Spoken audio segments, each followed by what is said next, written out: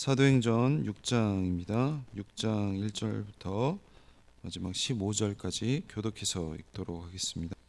성도 여러분, 오늘 말씀은 크게 두 단락으로 나눌 수 있습니다. 먼저 1절부터 7절까지는 일곱 일꾼을 선출하는 장면입니다. 그리고 8절부터 마지막 15절까지는 스데반이 잡히는 장면입니다. 먼저 1절을 보시면, 그때 제자가 더 많아졌는데 헬라파 유대인들이 자기의 과부들이 매일의 구제에 빠짐으로 히브리파 사람을 원망하니. 오늘 본문에서 예루살렘 교회 공동체 안에서 일어난 이 내부적인 문제를 사도들이 어떻게 지혜롭게 해결해 주는지 보여주고 있습니다. 오늘 문제는 아이러니하게도 문제의 발단은 예루살렘 공동체, 이 신앙 공동체의 신자의 수가 급격히 늘어나면서 시작이 되었습니다. 를 보시면 우리는 처음으로 이 예루살렘 교회 내부에 두 부류의 유대인들이 존재했음을 알게 됩니다. 바로 히브리파 유대인과 헬라파 유대인입니다. 히브리파 유대인들은 본래 예루살렘에 살던 사람들이었고, 헬라파 유대인들 대부분은 지중해를 중심으로 흩어져 살다가 다시 예루살렘에 새롭게 정착한 바로 유대인들이었습니다. 또한 당시 디아스포라 유대인들 중에서는 자신의 생을 마감하려는 마음을 가지고 예루살렘으로 돌아온 과부들이 당시에 많았다고 합니다. 아마도 신자의 수가 늘어남과 동시에 경제적으로 어려움을 겪는 이 과부들을 돕는 이 업무 분량도 급속하게 늘어났을 겁니다. 자, 그런데 구제를 챙기는 이 한계가 있어서 문제가 발생되기 시작합니다. 1절에 나온 여기에서 빠짐으로라는 단어는 헬라어를 보면은 미완료로 표현되는데, 이는 한 번 빠진 것이 아니라 자주 반복적으로 구제에서 빠졌다는 것을 의미를 하고 있습니다. 계속해서 2절부터 4절 말씀입니다. 12사도가 모든 제자를 불러 이르되 우리가 하나님의 말씀을 제쳐놓고 접대를 일삼는 것이 마땅하지 아니하니, 형제들아, 너희 가운데서 성령과 지혜가 충만하여 칭찬받는 사람 7을 택하라. 우리가 이 일을 그들에게 맡기고 우리는 오로지 기도하는 일과 말씀 사역에 힘쓰니라 하니. 2절부터 4절까지는 이러한 문제를 해결하려는 이 사도들의 대응책을 지금 소개하고 있습니다. 사도들의 제안은 바로 업무를 분담하는 것이었습니다. 개역개정 성경은 사도들의 말을 다소 퉁명스럽게 지금 번역하고 있는데, 그래서 독자들로 하여금 오해를 불러일으킬 소지가 있습니다. 그래서 현대어로 번역하면 우리가 하나님의 말씀을 소홀히 하고 자선 사업에만 몰두하는 것이 바람직하지 않습니다라고 번역을 할 수가 있습니다. 사도들의 말은 이 가난한 자와 이 소외된 자를 돕는 일이 말씀을 전하는 것보다 덜 중요하다는 의미가 아닙니다. 하나님의 말씀을 전하는 것에 더 집중하기 위해서 7 일꾼을 세우려고 한다는 그런 표현입니다. 물론 이것은 구제가 중요하지 않다는 뜻이 아닙니다. 구제는 이 초대교회의 사역의 핵심이었습니다.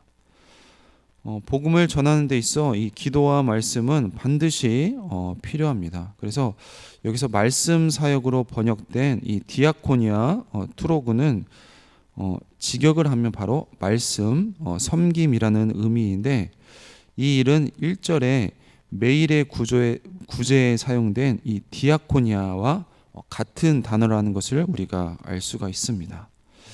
이는 이 두 가지 일이 모두 성도를 섬기는 일임을 지금 보여주고 있습니다. 즉, 업무 분담의 지금 문제이지 업무의 중요성의 문제는 아니라는 것입니다.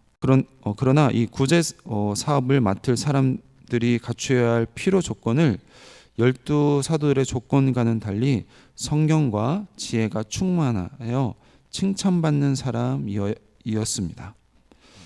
초대교회는 이 신앙과 그리고 이 성도들의 삶이 분리가 될 수 없다고 믿었습니다. 또한 하나님도 신앙과 삶이 일치하는 사람을 일꾼으로 쓰시기를 원하셨습니다. 그 결과가 5절부터 6절입니다. 온 무리가 이 말을 기뻐하여 믿음과 성령이 충만한 사람 스데반과 또 빌립과 보로고로와 니가노르와 디몬과 바메나와 유대교에 입교했던 안디옥 사람 니골라를 택하여 사도들 앞에 세우니 사도들이 기도하고 그들에게 안수하니라. 하나님의 말씀이 점점 왕성하여 예루살렘에 있는 제자의 수가 더 심히 많아지고 허다한 제사장의 무리도 이 도에 복종하니라. 저자인 누가는 왜 7명을 선출했는지를 밝히지 않습니다. 다만 우리는 구약의 예를 따랐거나 중요한 안건을 투표로 결정해야 할 경우 홀수라는 점이 유리하게 작용했을 것이라고 추측할 뿐입니다. 이렇게 7 일꾼을 뽑는 일에 관하여는 이 12사도가 제안했지만 실제적으로 7 일꾼을 선출은 바로 교회의 신자들이 했습니다. 7명의 이름이 모두가 지금 헬라식으로 헬라어 이름인 것으로 우리가 미루어 보아 예루살렘 본토 출신보다는 이 디아스포라 출신이 선출된 것으로 보입니다. 그리고 가장 먼저 스데반과 그리고 빌립이 가장 먼저 언급이 되는 이유는 조만간 그들의 행적이 소개될 것이기 때문입니다. 이어서 그들에게 기도하고 안수하는 애식은 민수기 2장에서 모세가 후계자인 이 여호수아를 뽑을 때와 굉장히 흡사한 장면을 보여주고 있습니다. 한편 7절에서 이 7 일꾼 선출로 인해서 예루살렘 교회에 일어난 이 전반적인 결과를 짧게 요약을 하고 있습니다. 누가는 하나님의 말씀이 점점 왕성해져 갔고 제자의 수도 더 많아졌으며 많은 제사장들도 예수님을 믿게 되었다고 기술을 하고 있습니다. 계속해서 8절부터 10절 말씀입니다. 스데반이 은혜와 권능이 충만하여 큰 기사와 표적을 민간에 행하니 이른바 자유민들 즉 구레네인 알렉산드리아인 길리기아와 아시아에서 온 사람들의 회당에서 어떤 자들이 일어나 스데반과 더불어 논쟁할세 스데반이 지혜와 성령으로 말함을 그들이 등이 당하지 못하여. 앞단락에서는 7 일꾼을 선출해서 교회 구제 사업을 맡기는 이야기를 소개했다면 이번 단락에서는 그들이 맡은 사역에 관해 소개하는 것이 굉장히 자연스러운 순서입니다. 그런데 누가의 관심사는 정작 이 스데반이 그런 행한 일들 그리고 기적에 있지 않습니다. 오히려 스데반이 복음을 전하는 과정에서 지혜와 성령으로 말함으로써 그가 지금 사내들인 공회에 고발당한 사건에 그가 관심을 가지고 있습니다. 9절을 보시면 스데반이 기독교 복음을 전하며 이 신학적인 논쟁을 벌인 자들이 소위 자유민들이 회당에 출석하는 이 디아스포라 유대인이었음을 우리에게 보여주고 있습니다. 이들이 사내들인 공회에 스데반을 고발한 내용은 총 3가지인데요. 그것이 11절과 15절에 기록되어 있습니다.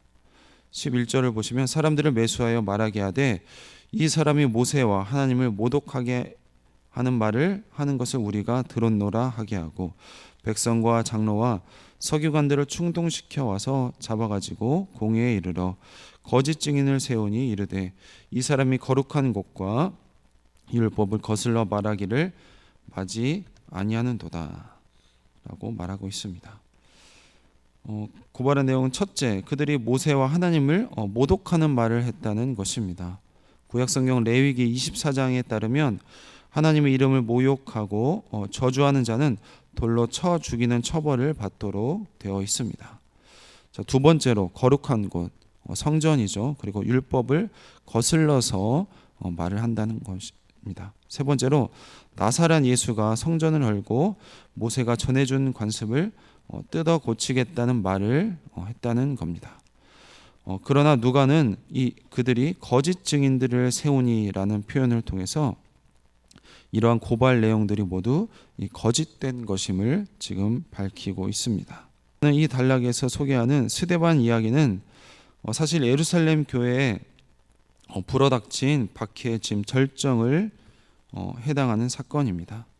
사도행전 4장에서는 베드로와 요한이 경고와 함께 풀려났고 5장에서는 사도들이 책찍질을 맞고 석방이 되었습니다. 그리고 이제 스데반의 이야기는 그의 순교적인 죽음으로 이 에피소드가 끝나게 될 것입니다.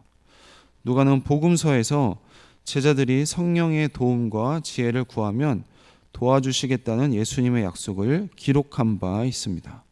그런데 누가는 이제 사도행전에서 스데반이 지혜와 성령으로 말함으로써 그들이 능히 당하지 못하여라고 말을 하고 있습니다. 곧 예수님이 하신 약속이 이 제자들의 삶에서 성취되는 것을 지금 묘사를 하고 있습니다. 이렇게 지혜와 성령으로 말하는 이 스데반의 논증을 이기지 못한 그들은 어쩔 수 없이 백성과 장로와 이 서기관들을 충동해서 스데반을 공회 앞으로 끌고 갔습니다. 그리고 다시 한번 이 거짓 증인들을 동원해서 이 사람이 모세와 하나님을 모독하는 말을 하는 것을 보았다고 거짓말을 하게 만들고 있습니다.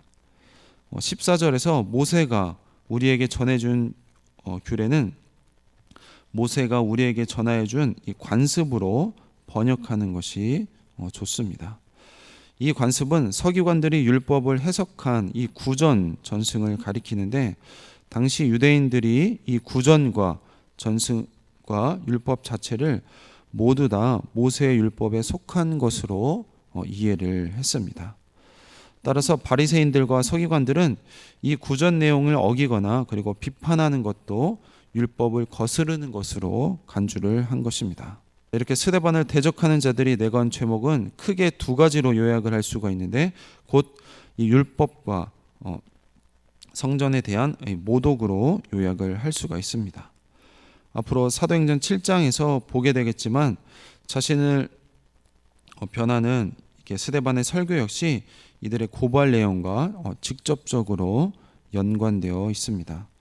누가는 스데반의 자기 변호에 앞서 공회 앞에서 지금 스데반의 모습을 천사의 얼굴과 같다고 묘사를 하고 있습니다. 이 묘사는 당시 문헌에서 매우 드물게 사용된 표현으로서 누가는 스데반을 다시 한번 이 성령이 충만하여 하나님과 깊이 교제하는 성도로서 묘사한 것을 우리가 알 수가 있습니다. 성도 여러분, 오늘 본문에서 우리가 알 수 있는 첫 번째 사실은 당시 사도들의 이 문제를 인식하고 그것을 해결하는 방법을 알 수가 있습니다. 매일 받는 구제에 의존했던 이 헬라파 과부들이 구제에서 자주 빠진 일이 벌어져서 교회 안에 불평이 커지는 것을 알 수가 있습니다. 이에 사도들은 이 문제의 원인을 밖에서 찾지 않고 자신들의 우선순위 설정 잘못으로 돌리는 것을 볼 수가 있습니다. 자신들의 하나님의 말씀을 소홀히 한 데서 문제가 생겼다는 것입니다. 성도 여러분, 성령 충만한 교회는 문제가 전혀 없는 교회가 아니라 그런 문제가 발생을 했을 때 문제를 통해서 이 말씀 안에서 특별히 복음 안에서 소통하는 능력과 그 공감 능력을 키워가는 교회라는 것을 우리가 알 수가 있습니다. 두 번째로 바로 사도들의 해결책입니다. 오늘 본문에서 사도들은 이 창의적인 해결책을 제시를 하고 있습니다. 사도들이 직접 이 구제 담당자를 세워도 되겠지만 자신들은 다만 이 선정 기준, 즉 성령과 지혜 충만한 사람이라는 기준만을 제시를 했습니다. 그 이후에 이 회중이 직접 담당자를 세우게 합니다. 누가 되든 그들에게 이 구제 사역의 책임을 지금 넘기겠다는 것입니다.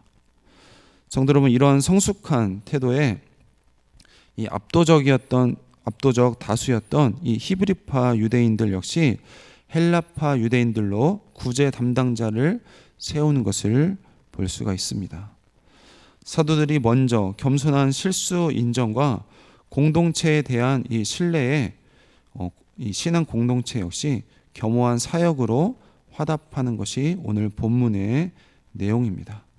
자기 부인을 통해서 상대방을 세워주는 참으로 멋진 신앙 공동체의 모습을 볼 수가 있습니다. 우리 교회 공동체도 이런 신앙 공동체, 생명 공동체가 되길 소망합니다. 세 번째로 성장하고 성숙한 공동체의 모습을 볼 수가 있습니다. 사도들이 말씀에 전념하자 이 신앙 공동체는 말씀이 점점 왕성해지고 제자들이 심히 많아졌다고 말을 하고 있습니다. 단지 교인 수가 늘었다는 것이 아니라 말씀에 복종하는 자들이 많아졌고 심지어 제사장들까지 회심함으로써 이 복음에 의해서 당시에 철옹성 같았던 유대교가 무너졌습니다. 특히 오늘 본문에 나온 헬라파 지도자인 이 스데반이 성령의 충만하여서 표적과 기사를 행하면서 복음을 전하자 당시 성전 주의자였던 많은 종교 지도자들이 그것을 마저 당해낼 수 없었던 것입니다. 그들은 시기와 분노로 가득한 이들은 예수님을 거짓 고소하던 이 증인들과 똑같이 이 성전과 율법으로 스데반을 재판에 회부하는 것을 볼 수가 있습니다.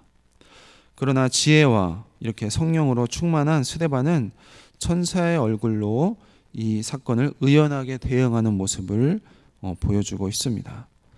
자, 우리 공동체도 이렇게 성숙하고 성장하는 신앙 공동체가 되어서 많은 이들에게 본이 되는 그런 신앙 공동체가 되길 주님의 이름으로 축원드립니다. 기도하겠습니다. 하나님 감사합니다. 오늘 말씀 통하여서 하나님 신앙 공동체에 문제가 발견됐을 때 사도들이 지혜롭게 해결하는 모습을 보았습니다. 자신들의 실수와 하나님 잘못을 솔직하게 인정하고 말씀에 집중하는 모습으로서 문제를 해결하는 것을 보았습니다. 하나님, 좋은 신앙 공동체는 문제가 없는 공동체가 아니라 하나님 문제가 발생되었을 때 그것을 인정하고 말씀 안에서 해결하는 공동체라는 것을 우리가 보게 되었습니다. 하나님, 우리 공동체도 문제가 일어났을 때 하나님 말씀 안에서 해결하고 그것을 지혜롭게 해결하는 신앙 공동체가 될 수 있도록 도와주시옵소서. 그래서 지혜가 있고 성령 충만하고 그런 사람들로 일꾼을 세워서 우리의 신앙 공동체가 날마다 성숙하고 성장하는 그런 신앙 공동체가 될 수 있도록 도와주시옵소서. 하나님 일꾼 중에 스데반이 있었습니다. 하나님 많은 시기와 그리고 분노를 가득한 사람들, 세상으로부터 거짓 증인을 통해서 하나님 그 사람을 재판에 회부했지만 지혜와 성령으로 충만한 스데반은 오늘 표현에 천사와 같은 얼굴로 이 사건을 의연하게 대응하는 모습을 보았습니다. 하나님, 우리도 신앙생활을 하면서 여러 가지 어려움과 고난과 환난과 어려움이 있을 때마다 하나님 성령 충만하고 그리고 지혜롭게 이러한 문제들과 고난을 잘 이겨내는 그런 성도로서 살아갈 수 있도록 도와주시옵소서. 그렇게 살아갈 때 우리의 후배들과 하나님 우리의 자녀들이 우리의 모습을 보고 오늘 표현대로 천사와 같은 얼굴을 하였다고 하였는데 그 모습을 보고 많은 사람들이 주께 돌아오는 그런 역사가 일어날 수 있도록 우리에게 은혜 베풀어 주시옵소서. 감사드리며 예수님의 이름으로 기도했습니다. 아멘.